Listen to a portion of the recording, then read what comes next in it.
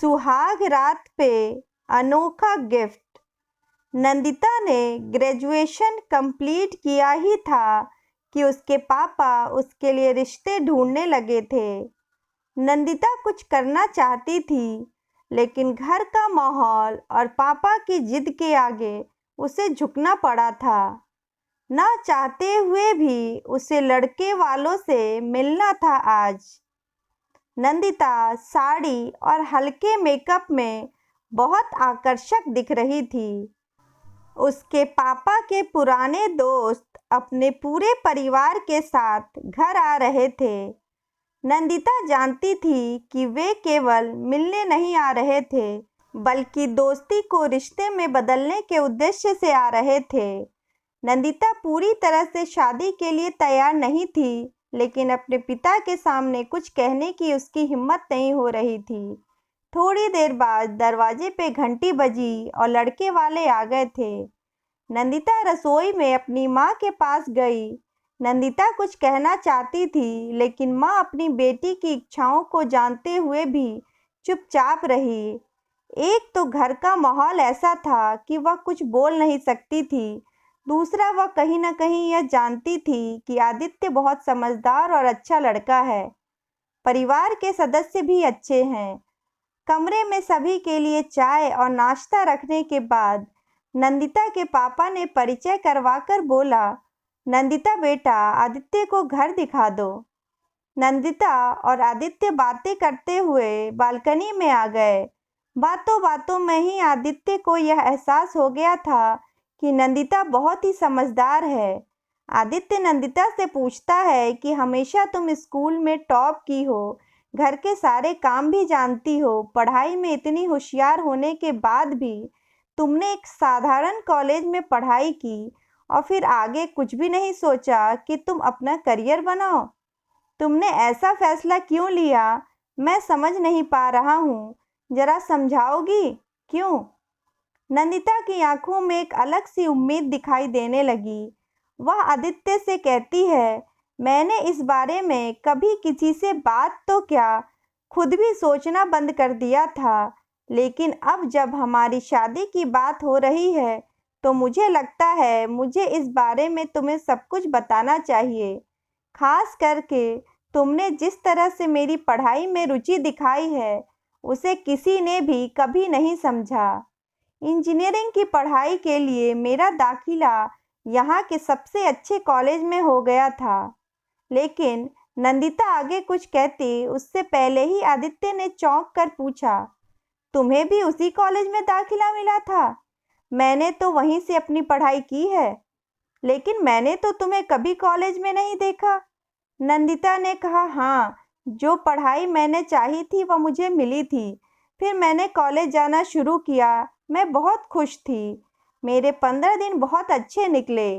अचानक एक दिन जब मैं कॉलेज से घर आई और किताबें निकालने लगी, तभी मेरे बैग से एक लिफाफा गिरा।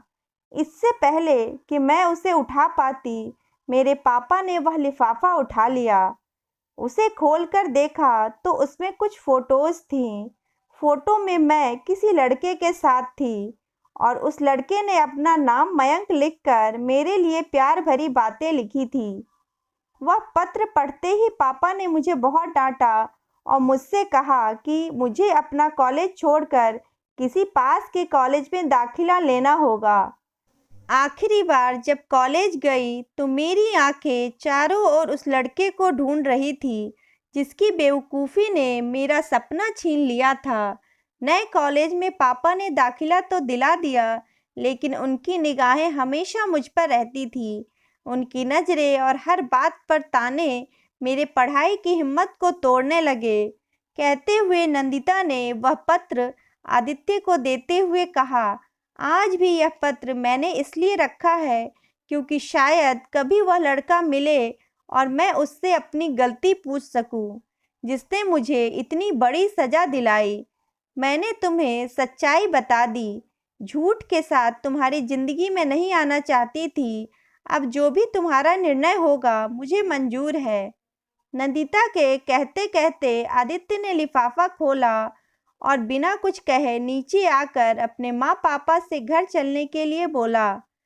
घर जाकर आदित्य अपने कमरे में जाकर नंदिता के उस लिफाफे के बारे में सोचता है। उसे कॉलेज के शुरू के दिन याद आए थे जब रैगिंग के नाम पर उसने और उसके दोस्तों ने कई जूनियर्स के साथ मजाक किया था। एक दिन उसे उसके दोस्त ने बताया कि एक लड़की को रैगिंग का बहुत बुरा लगा था और इसलिए उसने कॉलेज छोड़ दिया। आदित्य को याद आया कि कैसे उसके दोस्तों ने कंप्यूटर पर अलग-अलग लड़कों की तस्वीरों को मिलाकर तस्वीर बनाते थे। नंदिता की फोटो भी ऐसे ही बनाई गई थी। फिर लिफाफे में वह तस्वीर और वह पत्र रखकर उन्होंने चुपके से नंदिता के बैग में डाल दिया था।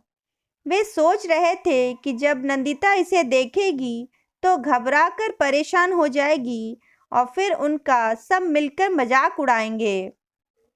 लेकिन वे यह नहीं समझ पाए कि यह बात उसके घर तक पहुंचने से उसके लिए इतनी बड़ी मुसीबत खड़ी हो जाएगी। आदित्य यह सब सोचकर बहुत बुरा महसूस कर रहा था। उसे अपने किए का पछतावा हो रहा था। यह सब सोचते सोचते उसे कब नींद आ गई उसे पता नहीं चला। सुबह उठते ही आदित्य सीधे अपने माता पिता के पास गया और बोला, पापा, मुझे नंदिता बहुत पसंद है, आप शादी के लिए हाँ कह दीजिए। रीति रिवाजों के साथ दोनों की शादी धूमधाम से संपन्न हो जाती है। शादी की पहली रात, सुहाग रात पर आदित्य ने नंदिता को एक गिफ्ट दिया। गिफ्ट खोलते ही नंदिता की आंखों में अलग सी चमक आ गई और उसने कहा, इससे अच्छा गिफ्ट आज तक किसी पति ने अपनी पत्नी को नहीं दिया होगा। नंदिता ने हाथों से अपने पसंदीदा कॉलेज में एडमिशन के लिए MBA का फॉर्म उठाया और फॉर्म भरकर दस्तखत कर दिए। अगले दिन से नंदिता ने कॉलेज के काम को पूरी मेहनत से शुरू कर दिया। आदित्य की मदद से उसने घर को भी अच्छे से संभाला और अपनी पढ़ाई में भी ध्यान दिया। नंदिता की मेहनत और आदित्य का साथ रंग लाया और नंदिता का कैंपस सिलेक्शन हो गया। जब नंदिता ने यह बात आदित्य को बताई तो आदित्य के आंखों में आंसू आ गए। यह देखकर नंदिता ने कहा, ये तो खुशी की बात है और आपके आंख में आंसू क्यों? आदित्य ने जवाब दिया, यह पश्चाताप के आंसू हैं। नंदिता आश्चर्य से पूछती है, कैसा पश्चाताप? आदित्य ने उसे सारी बात बताते हुए कहा, मैं जानता हूँ कि यह जानकर तुम मुझसे नफरत करोगी, शायद मुझे कभी माफ भी न कर पाओ। मैं वह वक्त वापस तो नहीं ला सकता, लेकिन तुम्हारी जिंदगी की ख्वाहिशों को पूरा करने की कोशिश जरूर करूँगा। नंदिता मुस्कुराते हुए कहती है, नाराज तो बहुत थी उस लड़के के ऊपर, लेकिन मैं जो आज आपके कारण कर पाई हूँ, इस सब का श्रेय आपको है। कहते हुए नंदिता आदित्य के गले लग जाती है। वीडियो अच्छी लगी हो तो प्लीज़ लाइक करें, कमेंट करें और सब्सक्राइब करना ना भूलें। Thank you.